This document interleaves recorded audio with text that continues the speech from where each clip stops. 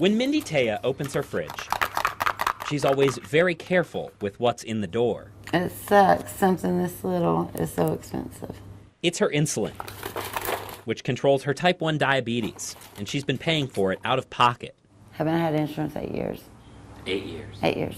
She takes an insulin called Novolog. 5 vials sets her back about $1,000. Then there's the test strips, the needles, her pump supplies.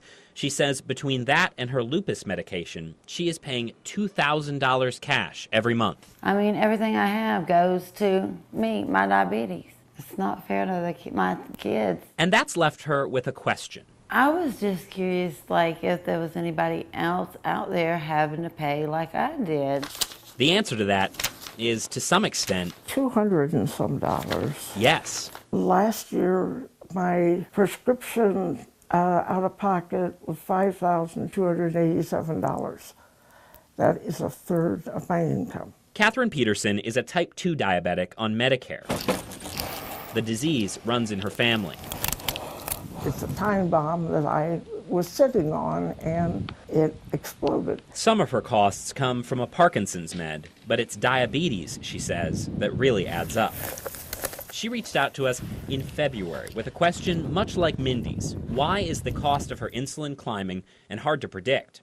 Part of that has to do with Medicare's self-described donut hole, a coverage gap in the middle of the year where the plan has paid out a set amount and coverage falls off until you reach the out-of-pocket maximum.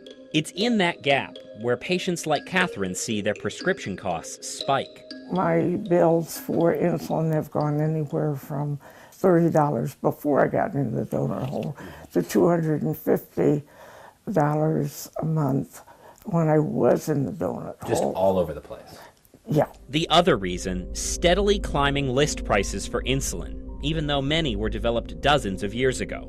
Prices for Novolog climbed from about $300 to $540 between January 2013 and March of this year, according to drug discount company GoodRx. Humulin went from $85 to $145 in that same period. That is where Peggy Ransom comes in. How often do you have people coming in saying, like, look, I cannot afford my insulin? Recently, I've had probably averaging one a day. They just simply can't pay for it, so they don't buy it, and they're not being treated. What happens then? They end up going to the doctor more often because of complications. With diabetes, it can shorten a person's life if they don't get the right treatment. Peggy runs the CAC Office on Aging's Prescription Assistance Program, but she says she can help those of any age. There are a lot of different programs because it's specific to each medication. And you have to read the fine print and see exactly what you have to do to apply for that. And both women hope for some sort of protection against rising prices. If these prices keep going up, what's going to happen to you?